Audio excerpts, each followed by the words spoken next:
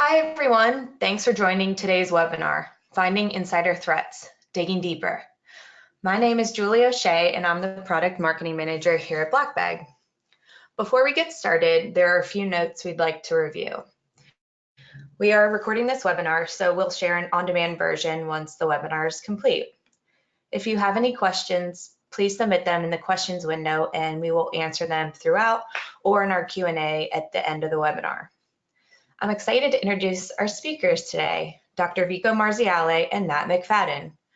Dr. Vico Marziale is our Senior Digital Forensics Researcher here at BlackBag, where he is responsible for R&D and supporting all of our software offerings. He holds a PhD in digital forensics and over the years has done forensics and general cybersecurity work, written open source tools, and delivered presentations and trainings at numerous venues across the US and internationally. Matt McFadden is the Director of Training here at BlackBag. After 17 years in law enforcement, Matt honorably retired as a police sergeant from the Clovis Police Department in California.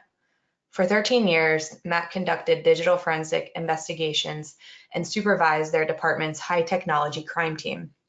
He has provided expert testimony in state and federal courts for digital evidence examined in child exploitation, murder cases, fraud, and other crimes.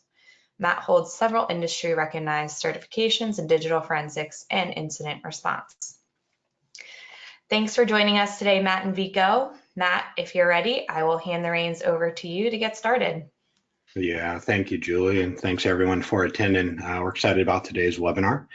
I'm going to move ahead here.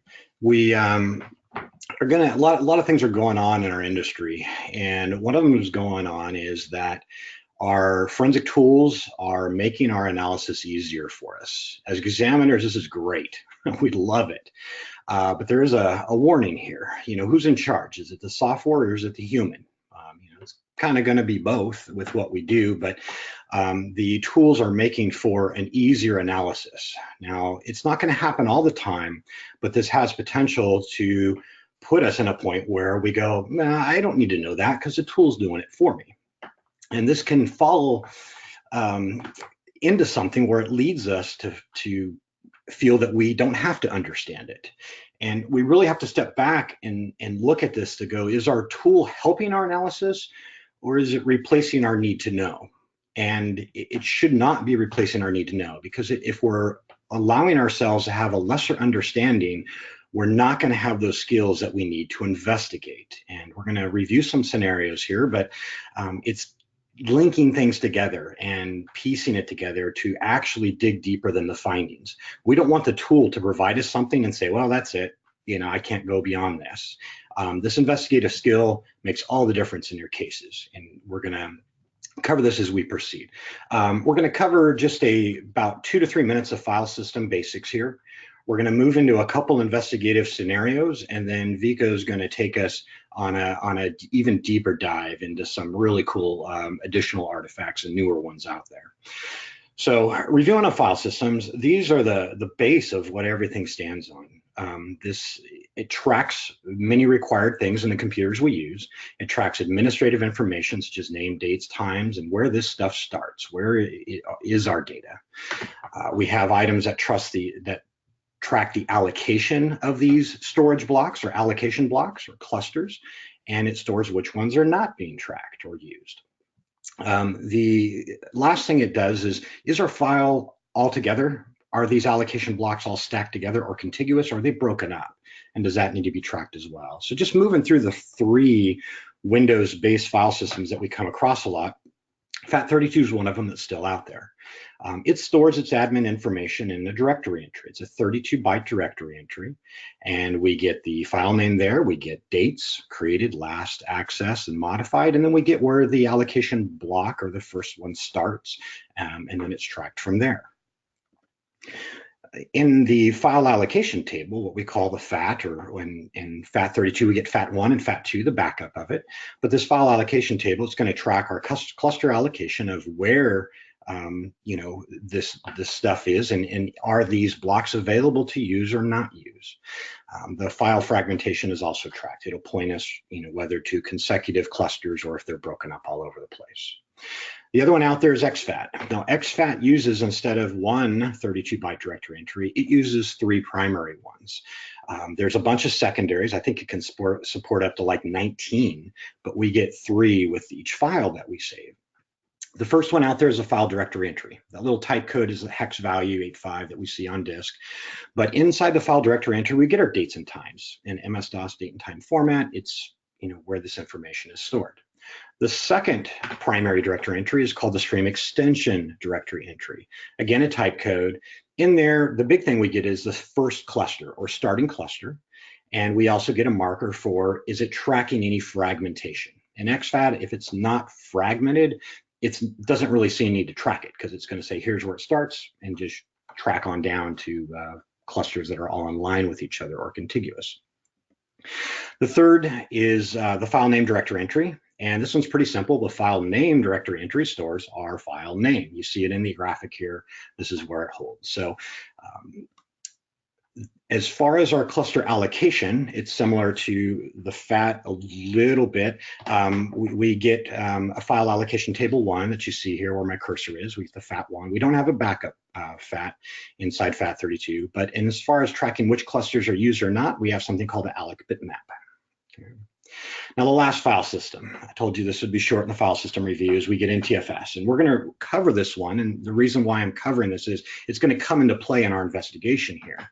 In NTFS, each record, file folders, they all have a base MFT record. They have one. You can overflow with these attributes into another one, but each one has a base MFT record. So if I create a file, it may get record number. These records are numbered. It may get record number, say 100.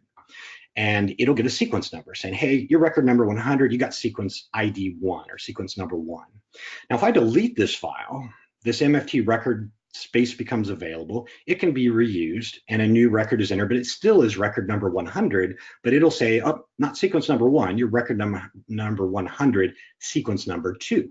And it's going to escalate up. And this comes into play in our investigation scenario here. You see across the graphic here, you see how we have an MFT record header.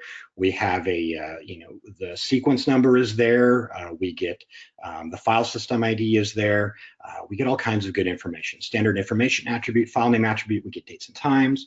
Obviously, the file name attribute, we might have, we could have 2. It's going to have the file name. And then in our data attribute, we get where the data is stored. Is it inside this record or outside the record? Is it resident, non-resident? If it's non-resident, it points us out to the start cluster and where those clusters are. Okay.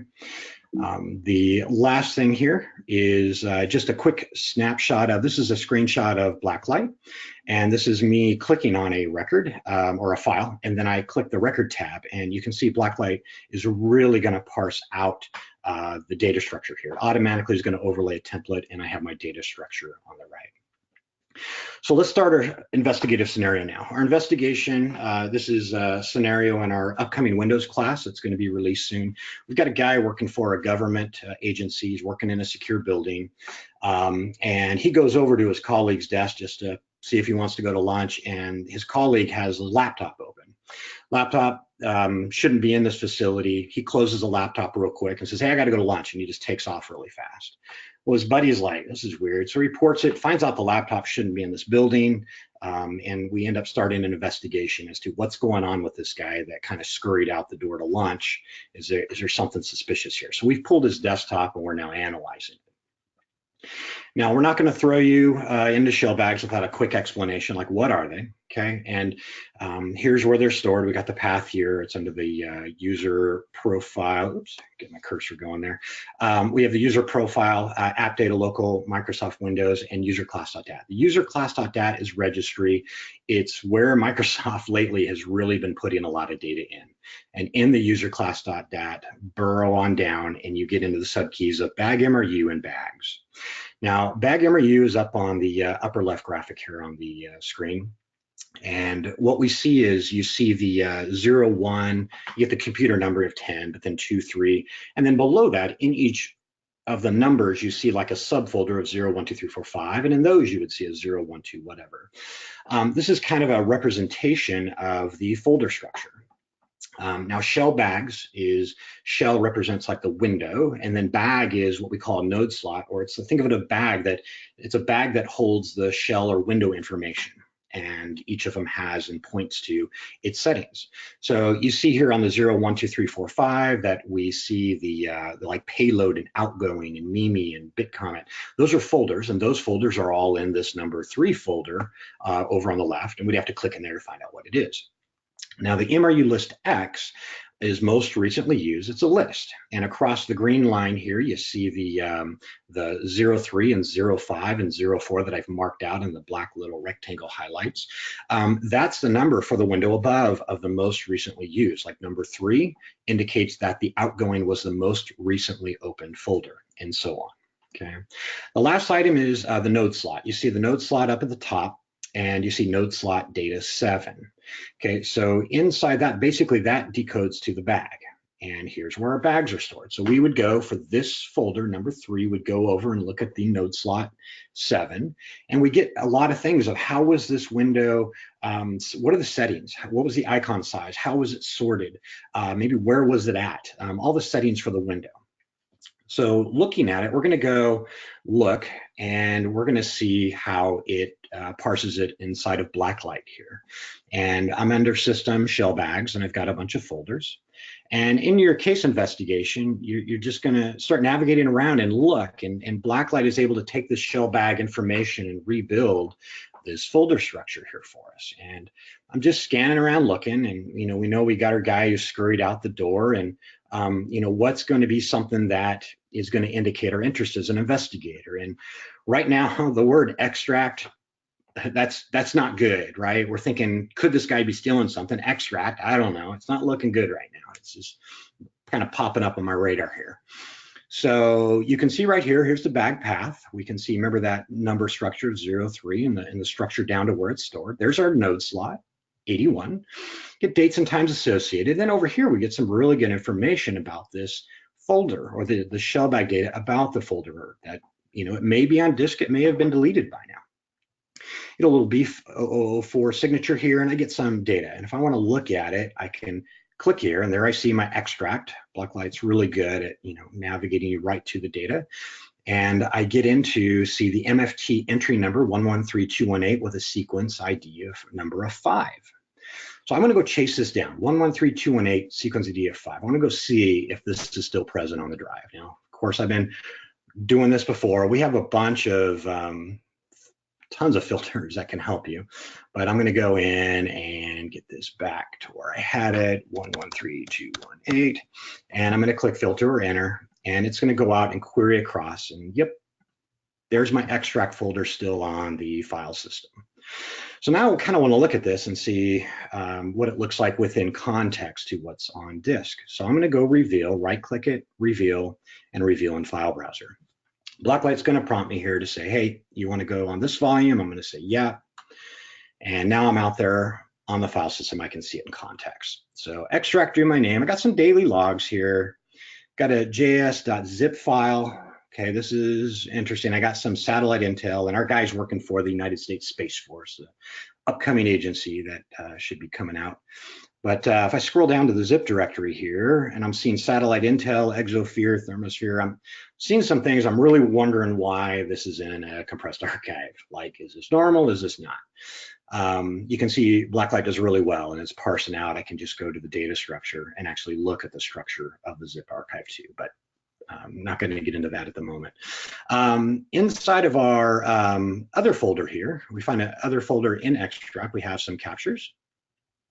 And these are looking like pictures. So let's look at these. And these are kind of looking like it's captures of like a desktop or a window. Like somebody may be taking screenshots or something here. And so this is kind of leading us to, had some supporting slides here, but it's kind of leading us to what's capturing this stuff, what's going on. And so we want to ask ourselves, what could have captured these files, okay? So what we want to do is, we want to validate, we've got our extract folder, and we can validate quickly that we do have the right one. Remember file system ID 113218. Remember our sequence number was 5, and the metadata, we can validate the number 5 there. So we're on the right track, but we kind of want to get down to what is creating these capture files. Well, a lot of us would go, okay, well, there's that Windows thing, that snipping tool or whatever that is, right? And sure enough, that's a candidate. You can download, or get your Windows going and fire up the snipping tool, and the standard default save is capture with a capital C. So that's matching what we're seeing here, capital C. These are PNGs, but you can easily change the file extension there. So how comfortable are we at this point saying snipping tool did this? Well, I'm not going to be too comfortable just by a hunch. So we need to investigate. So we got to get back on our knowledge of what shows evidence of program execution. Okay. Well, BlackLight does a good job for parsing a lot of things for us. I can go under actual intel and user assist. Okay, let me click over here and talk about user assist real quick. User assist is stored in the intuser.dat. There's your path there. And this data is not stored plain text. It's stored in encrypted ROT13, right on table 13. It's shifting the characters to the right. It's like what we call a monoalphabetic cipher, real simple. And BlackLight is able to decrypt this for us, okay? I'm able to view it here, and right here under our nose is snipping tool. And I get it showing that it's launched. I have a username, USFJ Crease. I get a count of 10, and I get a date and time here that's going to help me track. Okay, this is a nice piece of evidence. So by itself, it's not a ton, but we want to lay it out related to things. So we're looking at a user. We get a username populated here by BlackLight, but where does this come from? Well, if you look at our artifact here, BlackLight is great because you always go down to the source. Down here on the bottom, you see it's USFF jcrease profile, and it's in his into user.dat. That's where it's pulling this username from. So I'm attributing this to a user, and I kind of want to lay these out against what we know already. So let's go out there. We have user assist. Our date and time is there.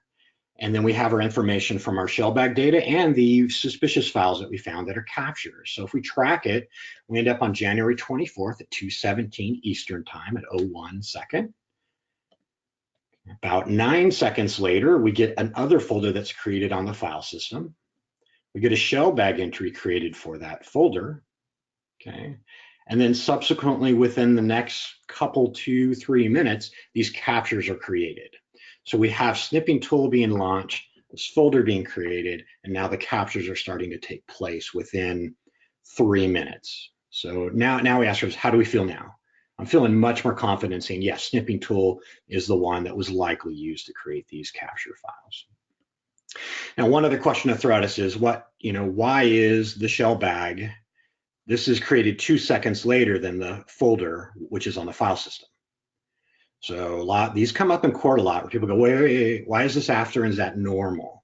Well, in this case, yes, the shellbag data is created once the folder is open. There's been studies showing other things. I haven't seen any evidence of that, but when you open this folder, the shellbag data is going to be written, and 2 seconds later, it's written to disk. So it is in line with how the act of the folder being created and opened a couple seconds later. All right, moving on to another scenario here, and still the same investigation, but we're going to look at Prefetch now. And our goal is, remember, we're trying to move beyond our findings, not just what the tool tells us. Let's investigate this. So Prefetch, again, we're not going to throw you out and say, just here's Prefetch, and I found this in Prefetch. Well, what does it mean? And that's the big thing that we need to grasp and understand so we kick in our investigative skill here. Well, they're stored, see Windows Prefetch. The name is application name.exe-prefetch, hash, we'll talk about that, .pf. In the background here, you see the structure. I kind of laid it out in the gray background there. We're not really going to get into it, but you need to know there's a structure to it, and it's changed. And I'll let Vico talk about that. He's diving into some of this cool stuff. So out on the drive, we're going to find a Notepad Prefetch. So I'm going to take you back here, and this is easy under actual intel, and Prefetch is parsed right here. I can sort by name. A lot of things might jump out at us here, right? As investigators going, oh, look at that, right? But I'm going to scroll us down and focus us in on Notepad. Now it's loading all of this data, and we'll talk about what this means in a second, but I can end up getting folder paths, and I can get the name. Now, this notepad.exe is not the name of the prefetch, okay? The name of the prefetch is populated down here. I have notepad.exe, and there's my prefetch hash. This hash represents, it's basically a hash of the device-based path from where this application or executable was launched. So if I launch Notepad from another location, it would have the same name except for this hash value. It would be different. And that would be an indication of, ooh, it's being launched from somewhere else. I may want to go investigate that. So we found this, and we can sort through and find some files, but what does this mean? What does this mean? And what do these files mean? What do these folders mean? Well, back over here again, we got to ask ourselves this question. So Prefetch is basically a mechanism by which when the application launched Notepad, and Notepad is telling like the cache manager, memory manager to say, hey, listen, Windows, I need this file, I need that file. You got to get all this stuff loaded up for me. So Windows is smart, and it's going to take a note, and it's going to monitor specific with applications. It's going to monitor that application for 10 seconds and go, what does it need here? And that's what we're seeing is this list of data that it's needing to pull and load into memory. So next time Notepad launches, Windows goes, oh, here's that guy Notepad. This is what he needs because I wrote it down on my list. Let's get this up in memory for him. And then Notepad's like, wow, Windows, you're great. You loaded this stuff for me. I can run a lot more efficiently, okay? Well, the cool side of the investigator aspect of it is we can use Prefetch and look into it and see what this application is loading as a resource. Not that it's specifically accessed, but the last time it was launched, it needed this. So going back and looking at it, I'm just sorting by name here. That's jumping out at me. I got a .reg file. Okay, I want to scan in a security, like what's that about? And then I got a couple text files. This could be normal or not, but we want to investigate those two. So I'm gonna start up here, and we're gonna take our investigation after this, asecurity.reg. So first question is, does it exist on the file system? So we're gonna do that, reveal we could and go over, but I'm just saving time with some screenshots here. And we do find it on our drive, and we find this data for it. Now, looking at this data, we need to ask ourselves, what is this? Okay, a lot of you will recognize, yeah, this is a reg file, right? It's in the proper format of reg file, where we're either exporting a portion of Windows Registry, or we have a file we've modified. We're going to execute it with regedit, and we're going to launch it and do these changes. If we want to check, slide down here, let me look. There's regedit prefetch, and we can look to see, did it load asecurity.reg as a read? Yes, it did. Okay, so regedit is playing with everybody here, asecurity.reg. So what we have here is this, in the HKey current user of the ntuser.dat, we have software Microsoft Windows current version run. Now, again, what is this? We gotta ask ourselves and know this stuff. This is a very common auto run location. It's one of the most common ones. So when this user logs in, it's gonna load their registry and go, hey, run these things. So it has a couple items called Windows Security Firewall, Windows Security, and it's launching in those paths that you see a file called berry.bat and sentry.bat, 2 batch files.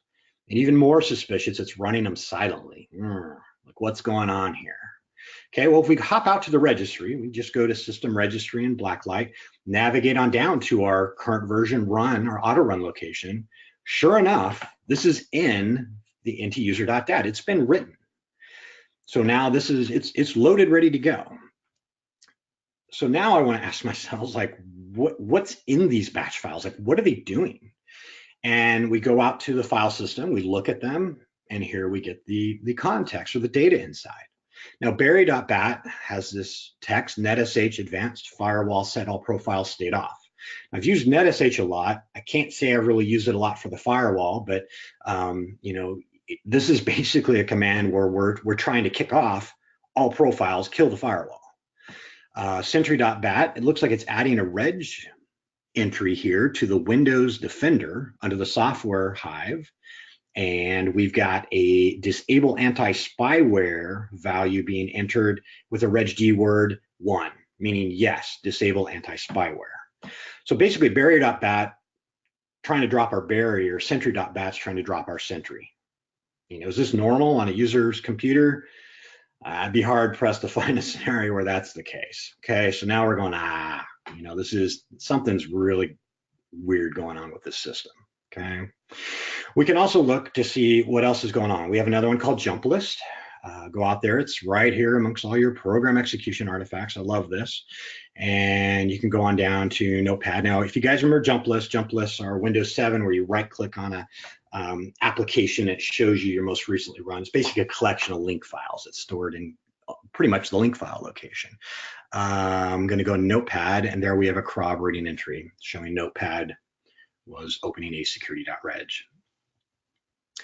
So this is, kind of piecing us together. If we look at all of it here, we pop up our asecurity.reg file with our dates. We see that the file hits the system at 9:36:32 Eastern. We see within that minute, 15 seconds later, Notepad is accessing it, and then we have it modified, likely saved to the drive. So we're really telling a story here with our investigation about what's going on.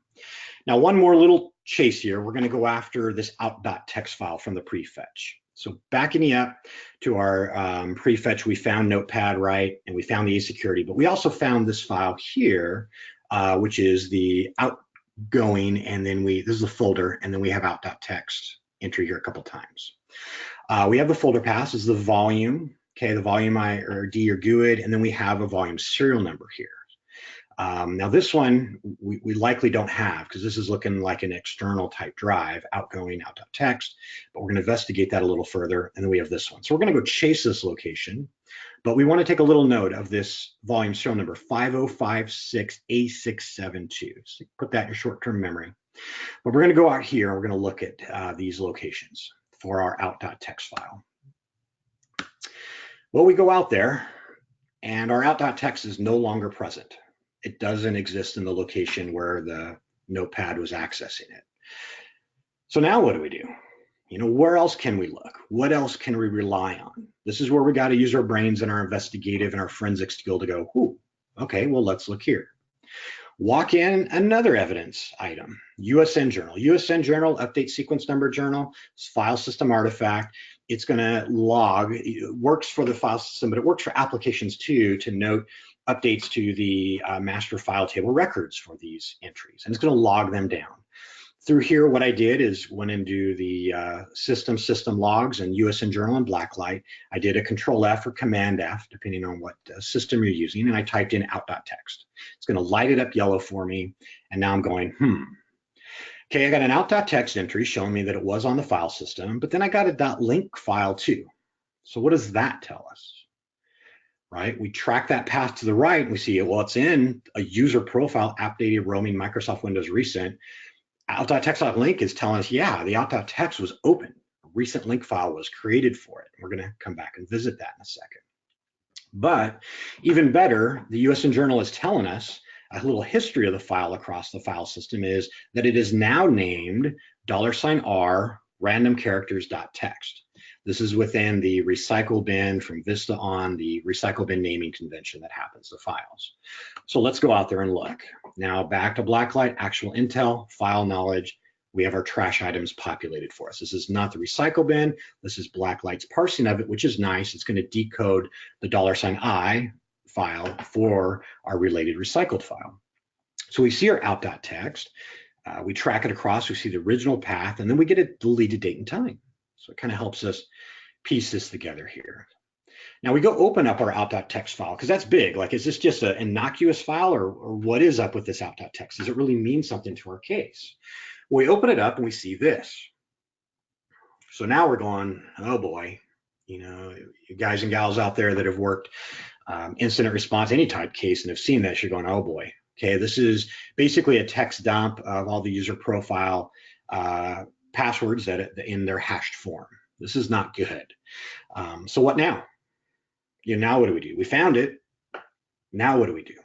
Well, a lot of questions are surfacing now because we've got a lot of stuff we need to look at. What created this file? If I go to USN Journal, I got a lot of Mimi entries. Mimi lib, this is coming back to Mimi cats, which is a known credential dumping tool. But let's track it a little bit with a timeline here with what we know. Okay, our out.txt on the file system in the recycler, we got dates and times, and we have our link file right below that, and we have our USN Journal. So let's track it. File gets created on the file system, 105046. It matches our USN Journal. Our link file, okay, it ends up on our file system being opened as well. Okay, now we go over here and we look at our trash items, and we find that our out.txt ends up getting moved to the recycle bin at the same time and second as another application called pwdump7.exe. So we're going, aha, okay, maybe pwdump is responsible. This is a known credential dumping tool along with libadll, all these items that are related to it. So this is kind of pointing at pwdump as a player. Now, another item here comes back to our file system. Remember our MFT record and sequence numbers. Look at the USN Journal jump here. We have out.txt.link has an MFT record with a sequence number of 7, and it changes to a new MFT record. If we go over to the right here, we see file close or file close file delete. We see a new one being created. So this is telling me something's going on with this link file. Something changed. So I'm going to go out there and look at my link files. Again, I can go out here to file knowledge, okay, and I can click on link files and sort and find those, but I got a screenshot here for you where I have out.txt.link targeting the out.txt file, and it's showing it was opened on a removable drive now. There's our 5056A672 that we found in our prefetch, and it's stored in an outgoing file. So where's our data now?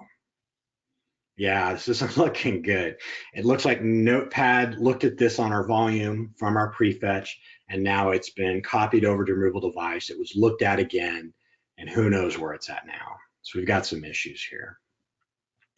We noticed a couple other things as we wrap up. We got some torrents that showed up in our trash items that we stumbled across. And that's the nature of investigations is you keep tripping on things. Going, ooh, I need to go investigate that. Oh, I need to go investigate that too. Well, torrents are out there. And if we go look at the torrent file real quick, you ever done this in a case where you look and you go, oh man, the tool's not working. I hit hex and I don't see anything. Well, we look over here and we see it's 0 bytes. It's like, what's up with that? So I go investigate my torrent file further using the jump list, and I see 010 editor has accessed my torrent file. So why would they be using a hex editor to access a torrent file? Could they have used this and deleted all my data from it? The suspect covering up their tracks. Well, that's what happened here. One last thing, about 2 or 3 slides, is a memory dump. Just investigating to show you what BlackLight can do for you. This is a memory dump of just a DD. A lot of free programs will dump out your memory from your systems there. That's why it's very important to collect. You see utorrent.exe. We get the library, sockets, handles, all kinds of start time, process ID, parent process ID, path, parameters, all kinds of goodness. But focusing in on the sockets that this utorrent process opened, I see it actually was listening out here on a port for utorrent. This was the port that when I set all this evidence up, that's what I set for it to be listening for. And even better, we get handles. Handles is like a pointer to a place in memory, an object in memory, or something that it's relying upon, the process. And this process, utorrent, bam, it's just dropping us right in the middle of all of our satellite intel. And these were sourced to make our torrent file, and we're seeding these files through a torrent network. So just a quick recap is you can see how all of these things just chasing shell bags, chasing prefetch. You can see how it just leads and spider webs out to just all these things we can chase. So I'm going to pause right here. Julie, I know you may jump in to see if there's any questions, and we're going to quickly turn over to Vico here if there's, see what we got. Yeah, so we wanted to ask one question that came in before we switch over to Vico. What if I don't find any prefetch files? Okay, so prefetch is it's typically going to be running. You can disable it by the registry and turn it off. That's an option.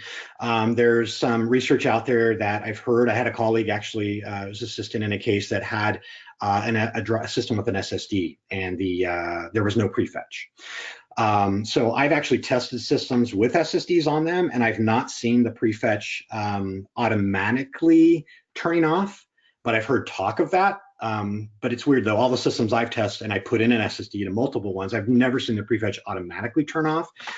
So I wonder if there's a setup program with SSDs that you'd run and say, hey, why don't we just, turn this registry value to not do prefetch. Also, did the bad guy or bad girl doing this case, did they go in to see Windows prefetch and just delete everything? That's completely a possibility too. So you always got to ask yourself, and it's good knowing how it functions so you can analyze it to go, is this normal or is this abnormal activity? So But I'll turn it over to Vico here. He's going to give us some really good stuff on diving even deeper with some of these artifacts and some really good new stuff here. So all yours, Vico.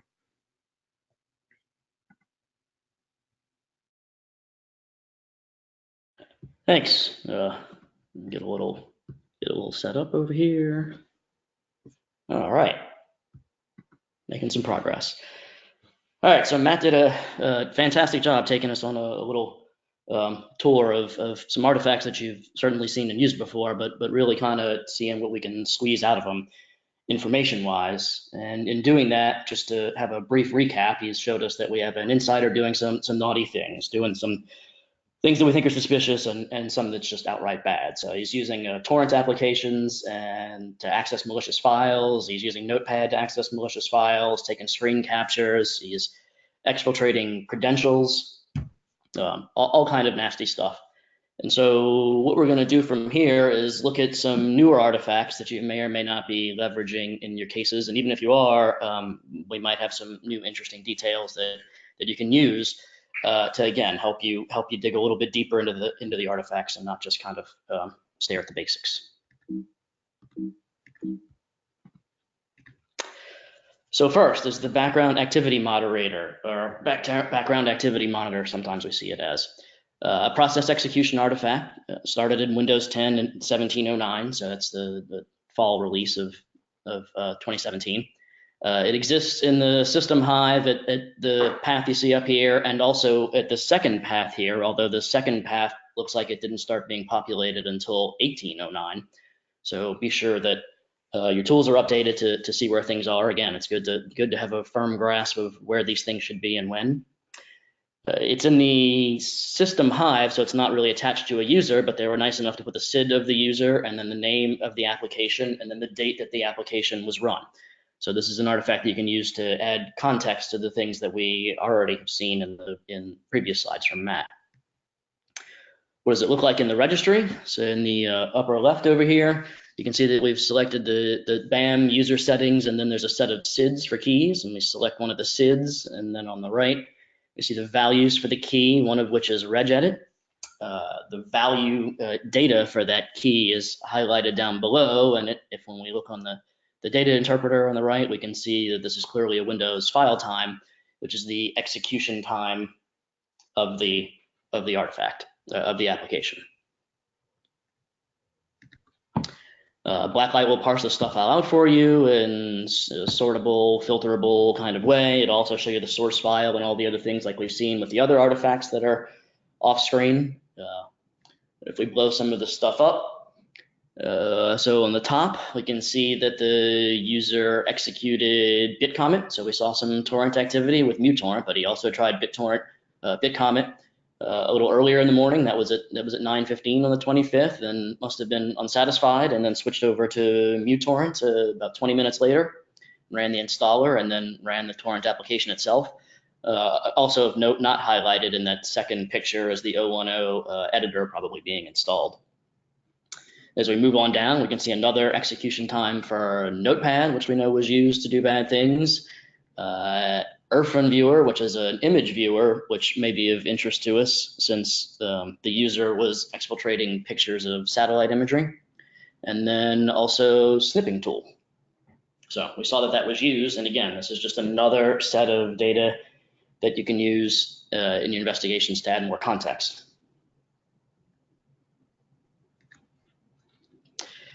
Recent apps, another process execution artifact, but with a little bit more interesting stuff to it. So it stands for recent applications, and it's a really interesting name. What do we get? You get an executable ID, which we'll see what that is, and or the path of the executable, the last runtime, and the total run count. So this kind of sounds a little bit like user assist, but you can also get files that were accessed by that application, including the path, shortened display name, and the time that that particular file was accessed by that application. Where is this at?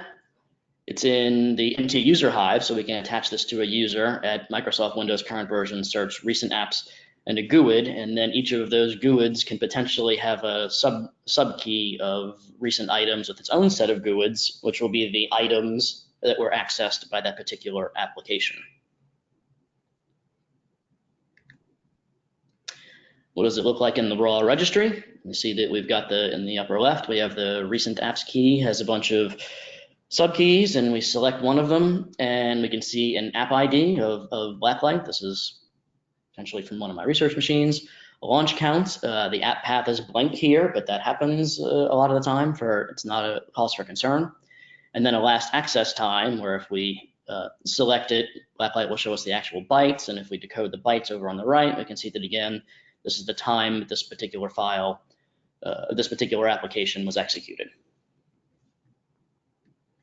If we go down a couple of entries, we see another application. This time we're looking at VLC being run.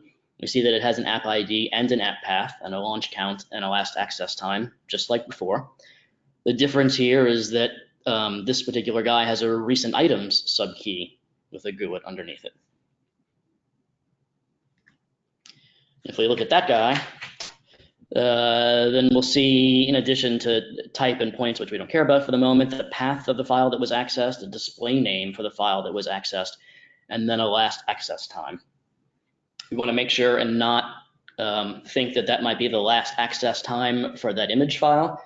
It's really just the time that that was accessed by VLC. It's kind of a misnomer.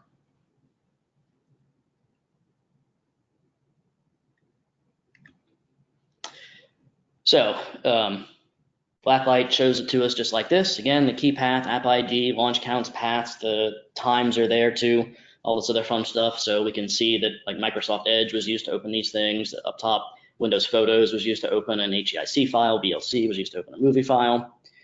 This is all interesting stuff, again, to add more context and to see more file accesses timed by application by user. You might have noticed that none of these particular examples for recent apps have anything to do with the scenario that Matt talked about in the first half of this talk. It's because recent apps looks like it has stopped working as of Windows 1709 or so. So it's good to know that if you don't see data past a certain point, that's not necessarily a bad thing. It's like it's just been turned off, but you can still see data in there from versions before that.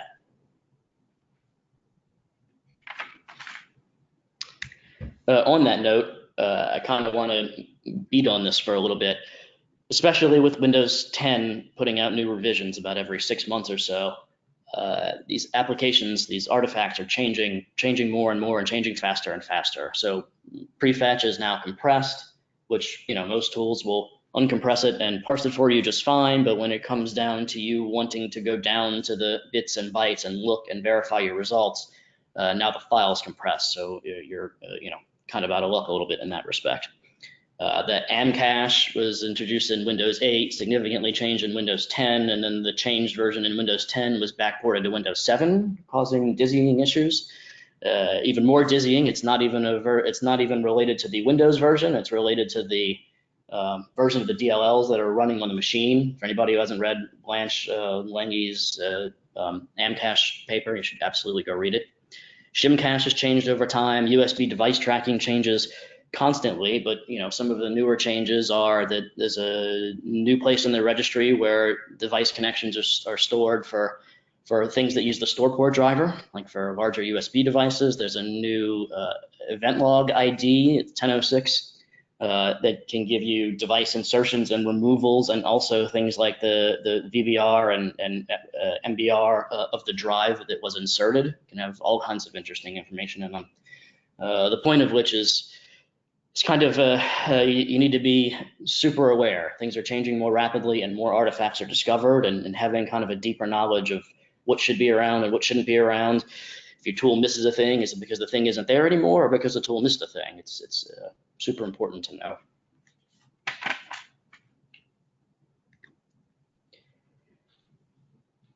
The next one we're going to talk about is a bit of a doozy. We're only going to be able to get through a small bit of what this thing can do for you. It's the Windows activity timeline, introduced in Windows 10. In case you don't know what it is at the beginning, if you click the little icon I have the arrow pointing to on the bottom, this shows up on the desktop. It's a timeline of what the user has been doing, so that you can go back and continue something that you've been doing. It also lets us go and look at what the user has been up to. It can be called the activity cache because the file is called activities cache. The Windows timeline, some of the APIs refer to it as an activity feed. So you see all of these words, they all really mean the same thing. It's really used for users to make things easier to remember what they were doing previously. The background here, it also allows activities to be picked up across devices so that you can be editing the document on one device, move somewhere else, edit it on another device pretty seamlessly. You can get between 3 and 30 days of history depending on some settings, which we'll talk about in a minute. So you may be wondering what exactly do you get, what's in there, why do we care? It can list applications that were run, and this is kind of important and interesting, specific times and like numbers of seconds when the user was actively engaged with that particular application. You can get URLs that like a web browser was touching, or files that were accessed by applications, and way more stuff that there's just never enough time to talk about. What OS versions? So 1803 through 1903, no longer pre-release, since I spent some time this morning looking at the actual release, so it is actually in the release. Just like every other app, the format, it's a database we'll see, but the format changes just a little bit in every single version just to keep us on our toes. It exists at the user home directory under app data local connected devices platform activitycache.db, where the question mark, the folder name there, changes depending on the type of user that's logged in. So if you log in with a local user account, that folder will be named l.the-local username, like for me, l.vico. If you log in with a Microsoft ID, you'll get this hex string that there's a way in the registry to map it back to a Microsoft, a string version of a Microsoft ID. Or if you're using the Azure Active Directory stuff, it'll use a different folder name. So you have to check all of these places. It is possible for the same, the same user profile to have multiple of these things populated. So that's something to be aware of. File structure itself is a SQLite database. It is WAL enabled, so the write-ahead log, if you're using a tool to parse this, make sure that it's parsing the log, or if you export things and go stick it in a database tool, make sure you're exporting the WAL as well. The configuration is an issue here, and it's a little squishy, for lack of a better word. There's lots of different knobs to twist and turn to decide whether how many days of activity are going to be stored, and whether it's going to be synced across devices, and a few other things. So the defaults early on weren't to share everything all the time, but the defaults are changing now when you install Windows 1903, and maybe on a previous version, but I know in 1903, this is part of the installation process. So it immediately asks you, hey, do you want to go ahead and let Microsoft sync your activity and store all this stuff? And yes is selected by default, so we can safely assume that users are just going to go okay, which is good for us. The structure of the database, there's a handful of tables. This is probably the most important one. You can see that there are a lot of fields here, and some of which we understand pretty well, and some of which we don't understand pretty well, mostly because some of them I've never actually seen populated. BlackLight will parse this for you again with the same type of UI for everything else, with sorting and filtering and the source file and all the other fun stuff. So there are some important fields. So this relates to activities that the user is engaged in. You have a start time and potentially an end time. You have an app ID, which is the app that generated the activity itself. An app activity ID, you'll note that a lot of these fields sound the same. It makes it frustrating a little bit to play with this stuff. So the app activity ID is an application-specific identifier that usually relates to what the app was doing. Like it might have had a file open, and so you'll have the file path in there, or it might have had a URL open. You might have that in there. Then the activity type, which is really important. An activity type there are more than just 5 and 6, but these are the ones we care about. Activity type 5 means the user opened an app. Activity type 6 means that the user was actively engaged with the app right then. And then payload. Payload really relates mostly to how the tiles show up in the UI. But if you notice before, the tiles in the UI can show the application name, can show a file that was open, can show a website that was open. And so all of this stuff will be in there too. The E tag is also useful because these activities in the database tables can be updated, and each time they're updated, a global E tag thing is incremented for that activity. So if you order by E tag, you can get an idea of how things happened in order without having to rely on one of the many timestamps that are stored in the database. So how do we use this? If I want to know, like we knew the Torrents applications were an interesting thing. First off, this is one row of output here. I've broken it up into two so that we can kind of see it a little better. So if I want to know what torrent activity has been going on, I can look at app IDs, search for anything that has the word torrent in it, sort this stuff by the E tag, and then start looking around. And what we see is some activity type 5 and 6s. And the first row, the one that's highlighted, we see that new torrent is running from the E drive. And then on the bottom, we can see the exact time that it happened. Activity type 5 means that it was open. So this is probably the installer for the file running. If we look at the second line, we see that now that MuTorrent is running from the C drive, it's another activity type 5. So the application has been opened. And if you look on the bottom, you can see the start time for the application. And the third line is an interesting thing. So note that the activity type here is 6. It's for the same application as in the previous line. But if you look at the payload on the bottom, the type is no longer, type has user engaged, and it has active duration seconds and a start time and an end time. This is telling you that this particular user who runs this database was using this particular application specifically at the start time and for 345 seconds. The next 3 lines are further interactions with the same program. This got me a little excited. It was fun. Okay, so after torrent stuff, we know that the user also used Notepad. So we can again go look at things in the database that have a Notepad in the app ID.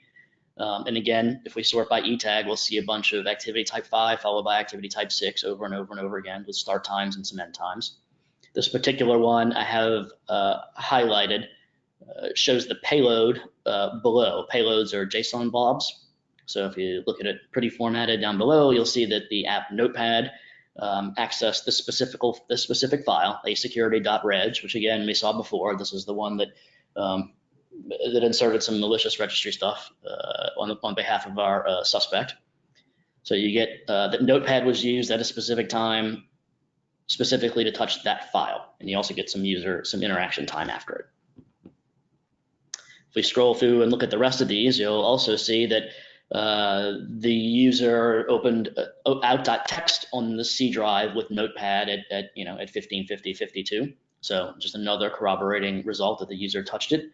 And just as interesting, the user opened it again after he moved it to the E drive in the outgoing.txt folder. So this out.txt had the password hashes in it. So you can actually see the user opening Notepad and touching the file on the C drive and then it having been moved to the E drive.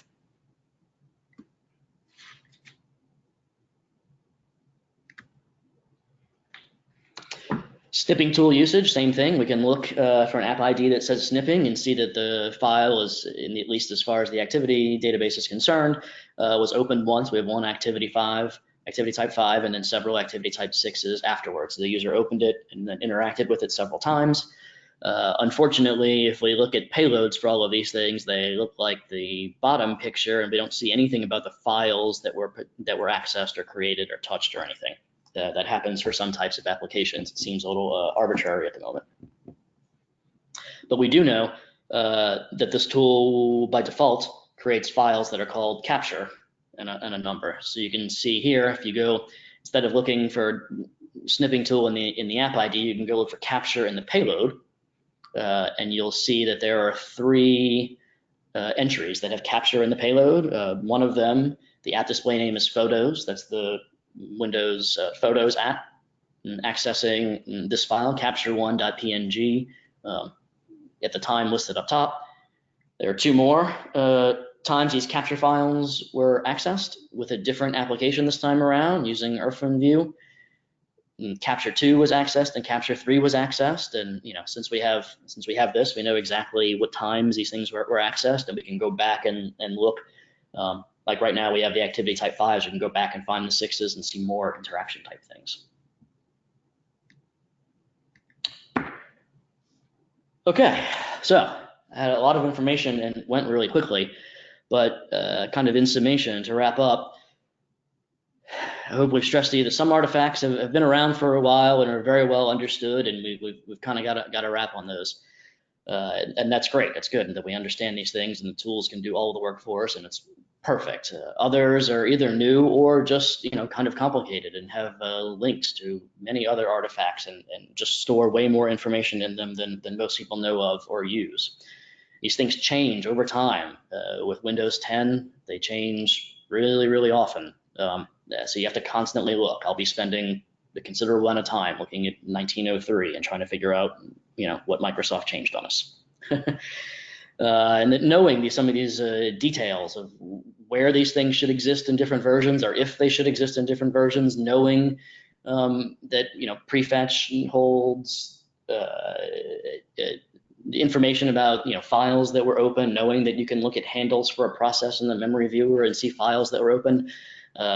These things will aid your ability to really, really, really investigate, which will help you get to some conclusions faster and hopefully with far greater confidence. And with that, I'll turn it back over to you, Julie. Thanks, Vico. We've had a lot of great feedback and a lot of great questions come in already. People are really enjoying everything you guys have been presenting, so thank you. I'm gonna go over a few questions that came in, and just so everyone knows, any that we don't get to, we will follow up with you individually. So let's start with, should there always be shell bags on Windows systems? I can jump in on that one. There should be. Granted, could someone go in and delete those, registry data? Absolutely. But I believe it was Vista, definitely an XP, but I believe it was Vista where these started to appear. So, examining Windows 98 or ME, you're probably not going to find it. But from Vista XP on, you should be seeing those things. Some questions comes up as far as retention of the data. I've not seen a real time where it times out and cleans up, but it's something that might have to be tested further. But in all the cases I've looked at, you have the user class.dat. The one I didn't mention is you get it also in ntuser.dat, which tends to be more system type activity shellbag data, but you can find it in both locations. Thanks, Matt. So do you get a new entry each time an executable is run, or does it just update the last runtime? For which particular? For BAM and for recent apps, you only get the last runtime. The only way you can get any kind of a history would be by looking at volume shadow copies or backups that have previous versions of those keys. Yeah, and if that relates to Prefetch, the Prefetch files through the testing I've done is it's going to update the Prefetch file. So if the process is launched from the same location, that device-based path hash will remain the same. The creation date of the Prefetch file will remain when it initially was launched, and it'll be last updated or modified. That date will flash to show you when it was last done. So it won't create a new one if it's launched from the same location. But Prefetch, correct me if I'm wrong, can hold multiple times that the program was run. Yes, it can. The latter, I can't remember where it switched, but it definitely will do that, yes. Great, that clarifies some things. So which versions of Windows support recent apps? Early versions of Windows 10, I don't know how early, through 1709, but it's important to note there that I have a couple of machines that have been upgraded from before 1709 to the newest versions, and that stuff doesn't get cleared out. So you might have, if you're interested in history from a year or two ago, that stuff is very likely still sitting there, if the machine has been updated, from a pre-1709 system. Got it. So what kinds of activity can be synced across machines? So if you log into, assuming syncing is turned on for the activity cache, if you log into multiple machines with the same Microsoft ID, then all of the activities that occur on each of those machines can be synced back and forth, including every application, everything that we saw, all of the application executions and file accesses. There's even, if you turn the right knob somewhere in the configuration, you can even find copy paste data that can be synced across. You can actually open up one machine and start editing a Word document, and if everything is configured right, you can copy something from that Word document, like Control-C, and then go to a Word document on another machine you're logged into and paste that same text. It's wicked cool. That's great. So how long does it take to get a working familiarity with all of these artifacts? I can jump in that from the law enforcement side. It takes time. This is not a field you jump in or instantly an expert. The tools help you, but it takes time. You know, year 1 goes by and you're like, okay, I got some stuff. And year 2 and 3 goes by and you go, whoa, there's a lot more stuff out here. And I'm on my 19th year in this field, and my feet have still not touched the bottom of this pool. You know, and if you think you got it, there's iOS upgrading and Mac OS and all kinds of devices and things changing all the time. So the encouragement is, you know, take a look back of the road you've traveled. You realize, okay, I have picked up quite a bit, but always be open to more stuff. And Vico, I'll let you chime in on this one too if you want. If you didn't know that you were, that you signed up for perpetual learning, like every single day, you're in the wrong field. I mean, I would say focus on the ones that you use, you know, that you rely on the most often and make sure you know those well. And then it's a never ending thing to continue to have to learn new stuff. And I know we are at the top of the hour, so I will finish up with one last question for you guys. Will BlackBag be offering any courses in Windows forensics coming up? Affirmative. Keep your eyes out on our website, probably around July. We've been heavy at work. Some of the stuff has been pulled right from that course. We're focusing on a very investigative centered stuff. You know, we're going to give you the deep stuff. We're going to give you the stuff you need to know, but we're going to teach you to convert that into an investigative mindset to find and to track the data and evidence that you need. Excellent. Well, thank you, Matt and Vico. Thanks for walking us through how to use BlackLight to dig deeper into investigations and how to find insider threats. For anyone who submitted a question and we didn't get a chance to answer it, someone will reach out, a member of our team will follow up with you individually. And also as a reminder, we've had a few questions come in about this. We will be having this available on demand, so we will send out the recording after this. If you're interested in learning more about any of our products or services, please email the sales@BlackBagTech email address you see on the screen. And don't forget to follow us on Twitter, Facebook, YouTube, and LinkedIn, and subscribe to our blog. Thank you all again for joining, and have a great rest of your day.